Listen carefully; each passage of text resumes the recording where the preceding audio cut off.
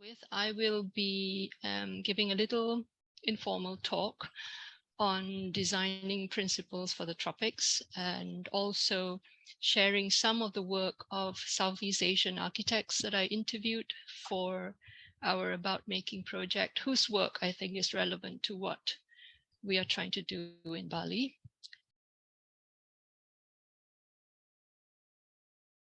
So just to give a little context of Southeast Asia, I'm talking about Southeast Asian architecture.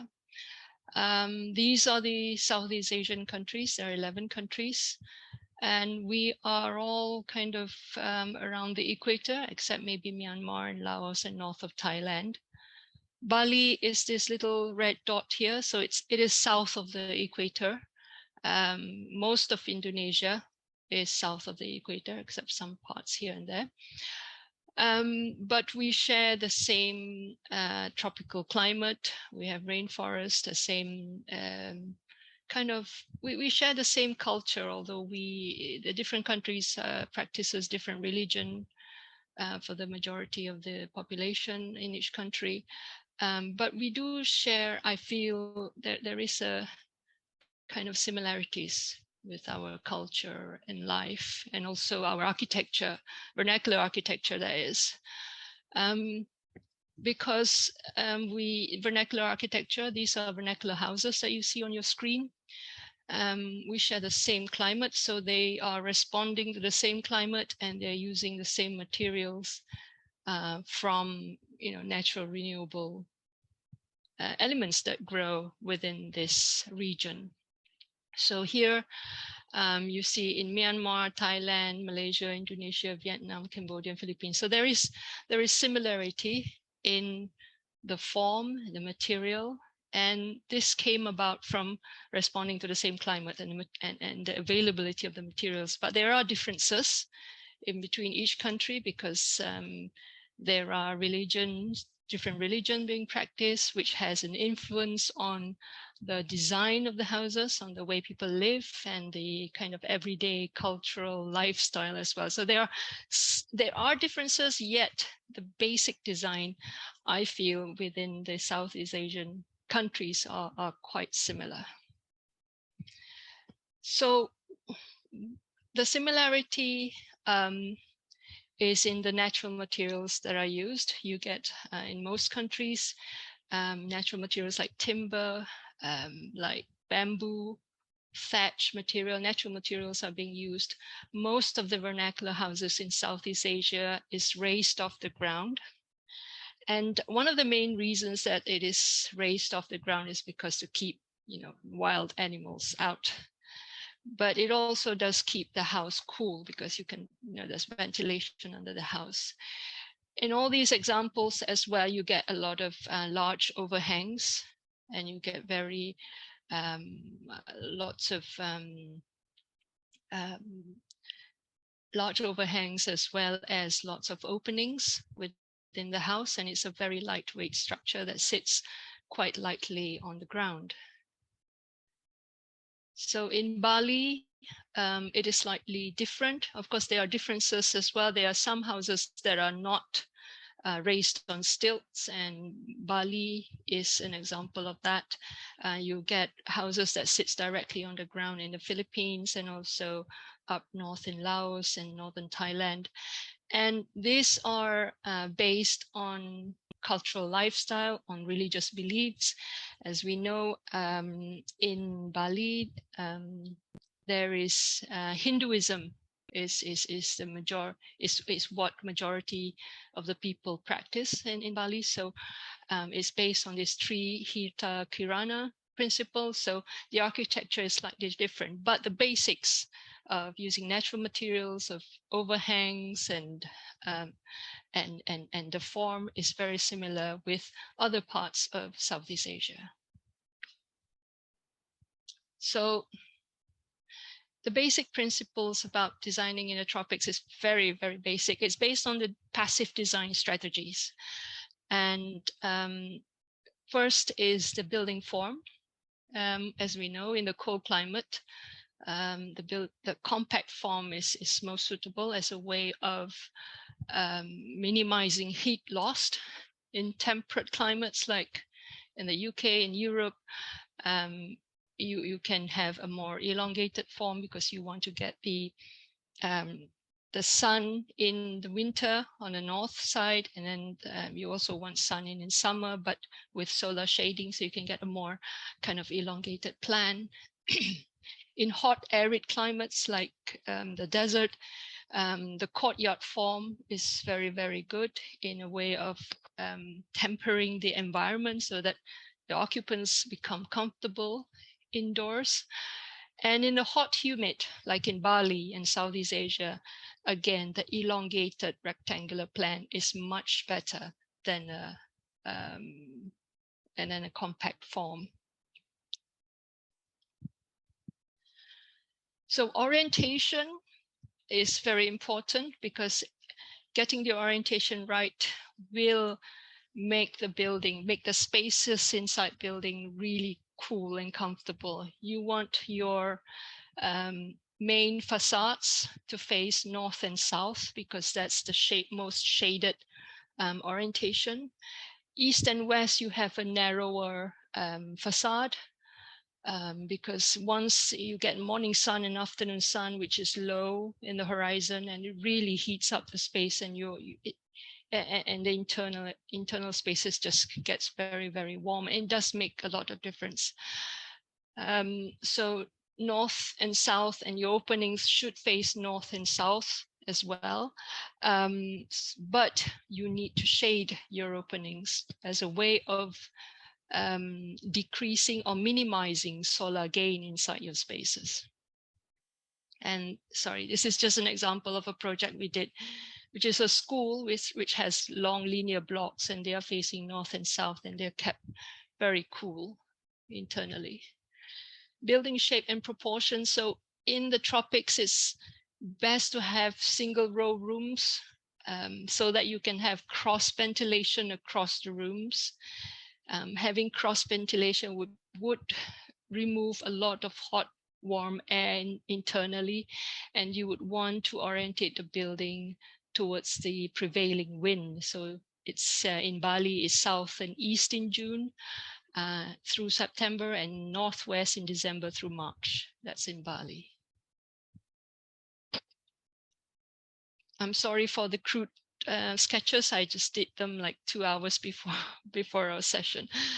So large overhangs is very, very important in this part of the world.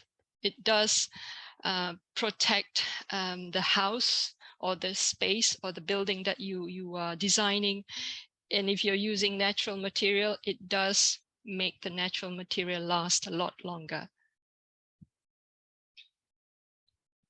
So here's an example of one of my work where we have large roof overhangs. Trees and plants are very important.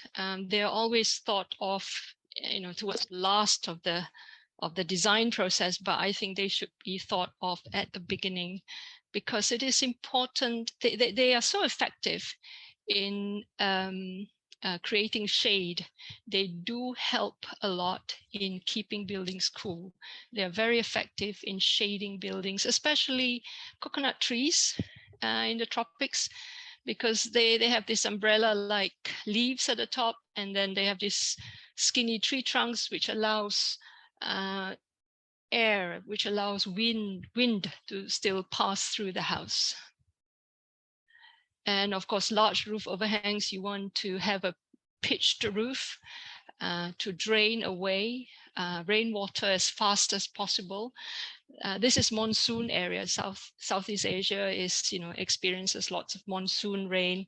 So we get a lot of heavy rain in this part of the world. So you want to remove water away from your building as far as possible. And if you're looking at using bamboo or timber or other natural materials for your building, keeping rain away from these materials will make them last a lot longer. And this is an example of a bamboo kind of rotting away, being exposed to the sun and rain. Use of veranda and shaded spaces, external spaces are very important in this part of the world. Under the house, under the stilt house, is also a space for doing different activities in a house. So here in this bamboo classroom, the veranda is an important play space outside the classroom for children. And this is an example of a traditional Malaysian kampong house with the external space, which is used for different activities, for receiving guests even. Ventilation openings at opposite sides of the room and also at high level will help cool the spaces, will create comfortable conditions within the house or within the structure that you're designing.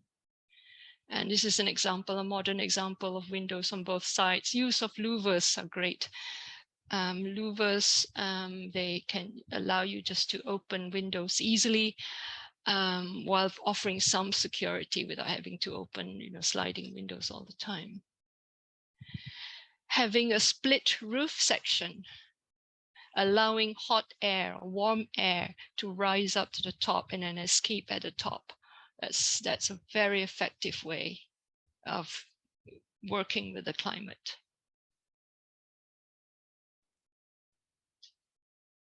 So these are examples of having a split roof section like this will work as well, and a raised flat roof at the top. Again, this is for a dormitory project that we did, will remove some of the warm air up.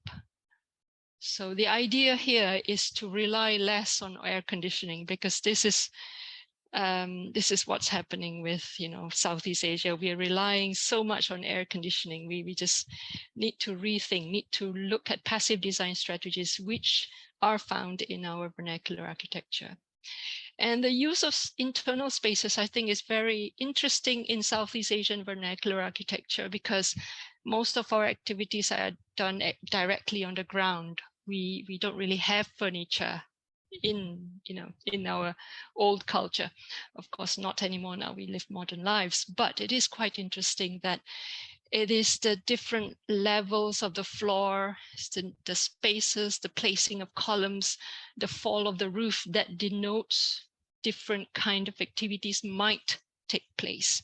So it's flexible place. It denotes different activities that is suitable for that space, but it doesn't have to be. So it allows for multiple occupancy patterns within this interior, this vernacular interior of Southeast Asia, which I find quite interesting. And external spaces within a structure is an important space for everyday life activities. And you see here, this is in Thailand, just sitting, children playing. This bottom image is in Bali, and on the right-hand side is an old photograph of a traditional Malay house where guests are being received in this semi-outdoor kind of shaded space. So not everything has to be inside a room. You can have lots of terraces and outdoor spaces for different activities to take place. So I'm just going to go quickly and talk about some of the architects that I interviewed for the About Making project. And one of them is Shoemaker, who has she has an practice in Chiang Mai, Thailand. And she has an interesting architectural practice where she has a studio on one side and also a workshop on the other. So she forms an alternative way of practicing architecture or practicing design, where she designs, but she also experiments with mostly natural materials.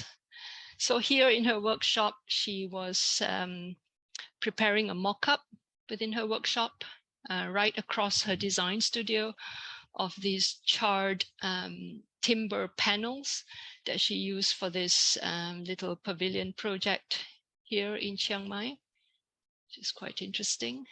And these, again, she's experimenting with local wood, local tiles, to do interesting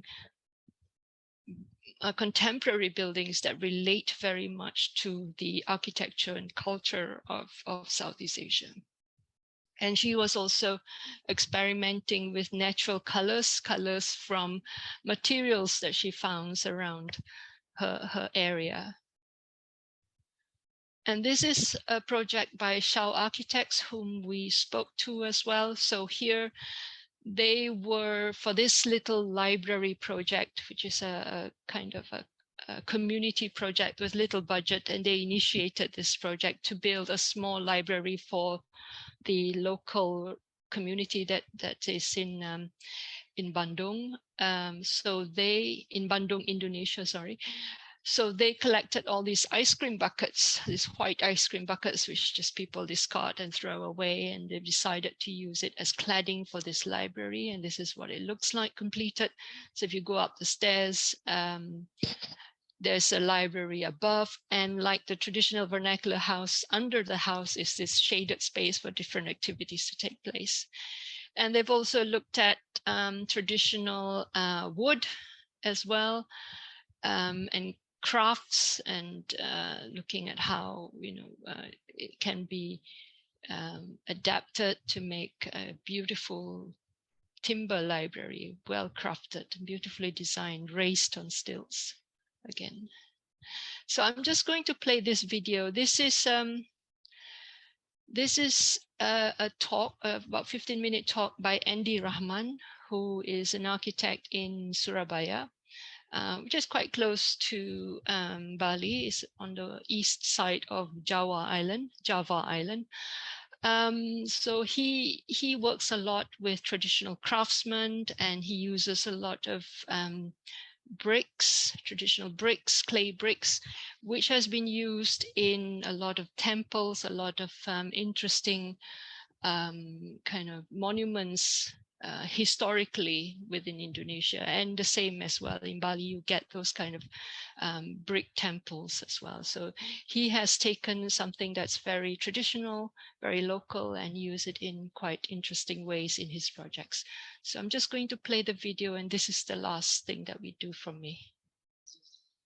Country Indonesia, we have many sorts of traditional houses, around 300 houses. We have a craftsmanship tradition dating back thousands of years. Each region has unique craftsmanship tradition, so that each region can produce different architectural works.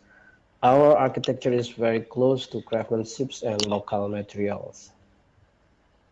We also have a tradition to build with stone materials. These are the two largest temples in Indonesia, which were built with stone. Borobudur temple is the largest Buddhist temple in the world. We have a tradition to build with stone material. These are the two largest temples in Indonesia, which were built with stone. Borobudur temple, the largest Buddhist temple in the world, while the Prambanan temple in the 7th century became the first Chinese building in the Southeast Asia. And our ancestors built these two temples without cement. Next. Not only the tradition to build a building with stone, we also have an amazing brick architectural tradition, especially in East Java, where our studio is located. In East Java, there are dozens of temples that are made of bricks. These are some remains of temples that have been built with bricks since the 14th century in the era Majapahit Kingdom and still standing until now. The center of Majapahit Kingdom is in Trawulan, about 1 hour from our office. Next. We are interested in learning all of that. We learned from our ancestors how to honor local materials. Next. And in 2014, we start researching brick architecture in Trawulan. We learned about tectonics, the properties of materials, and how to develop them in a modern way. Next. We also interested in the building culture that our ancestors did. That what's interesting about our building tradition is the spirit of cooperation that we usually call gotong royong. With local materials, we work together to produce a masterpiece. Next, we work hard and referred to as joint works. There is no one-man show. But unfortunately, all of that is now hard to find. The craftsmanship tradition that we have is slowly disappearing. That's what made us call to preserve it, of course, in our way. Next, gradually we learn and try to implement in our project after 2014, one by one our projects. We developed that craftsmanship tradition in our own way, which we deem appropriate to current circumstances. Next. And today I'll share one of our projects, a little story about how we practice with craftsmanship and local material approach, especially brick materials. This project is called Omah Boto. Omah Boto means brick house. It's located in the center of Sidoarjo city. Next. When we start this design from our analysis, I found something interesting. The location of the project close to the Pari Temple and Sumur Temple, which both have very interesting tectonic of bricks. These temples are located nearby and were built in the 14th century. It is only 4 kilometers from Omah Boto and the temples. Next. These are Pari Temple and Sumur Temple, which were built 700 years ago during the Majapahit Kingdom era. Even so, the techniques of tension and tectonics detail are very sophisticated. This temple uplifted my spirit to work and explore more in the brick craftsmanship and applied them in Omah Boto projects. Next. Regarding this brick, we can see that Omah Boto, Pari and Sumur temples and Trowulan, the center of the Majapahit Kingdom, were in line just 20 kilometers from the site. Next. And this is the floor plan of Omah Boto. When you look at this floor plan, the room arrangement was based on Japanese house. We tried to vertically translate the connection between spaces with consideration of wider communal space, more open and accessible from lower level, followed by semi-private on the second floor and the private rooms on the third floor. And this skin building was designed transformed from Japanese house wall. It's called gedek or woven bamboo wall, and implement into the brick arrangements. This type of wall is perfect for tropics. Next. This is the genesis of how Omah Boto was made. Local bricks becomes the DNA of whole house. The module size of a brick determines all of these house elements' dimension, even the doors, windows, height of space, fence, and others. This is the reason why it's called Omah Boto or brick house. We use MR8 brick, local bricks from East Java, one of the best quality bricks in Indonesia, which is produced by local people in Trowulan.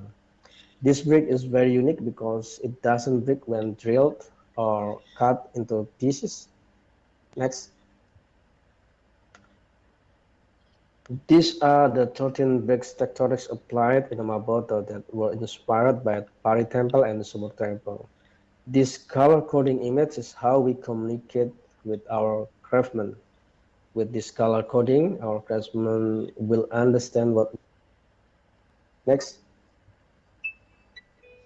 And this is the result. Next.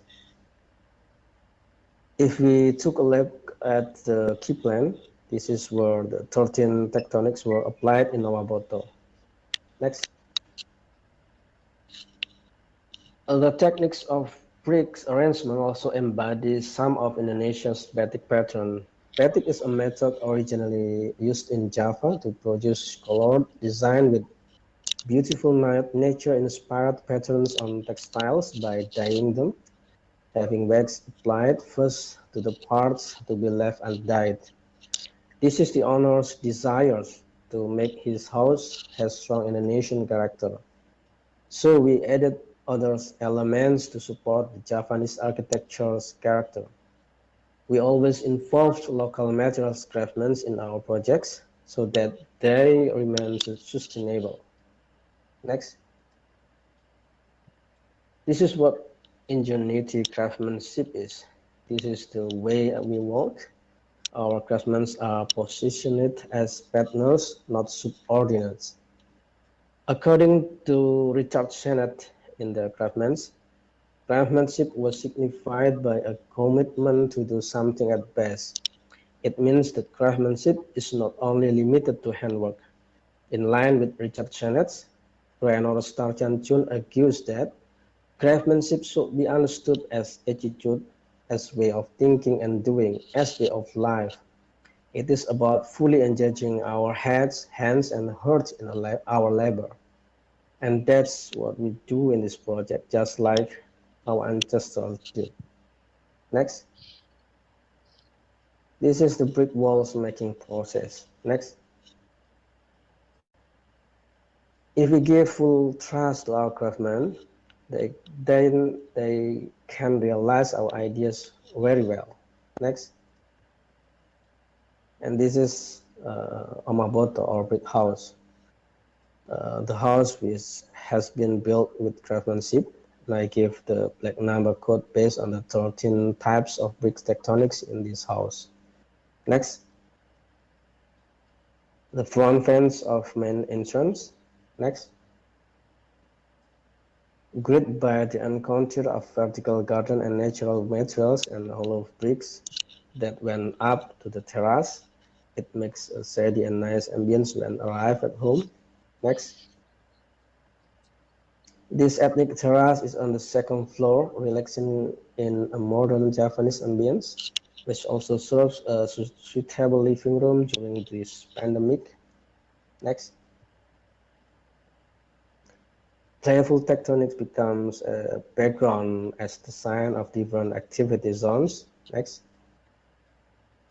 From another angle, it was shown the playful combination between bricks, woods, woven bamboo, old tiles, and gebyok. It creates a harmony between the past and modern days. Next. The lounge is located right on the west side of the house on the third floor. Next.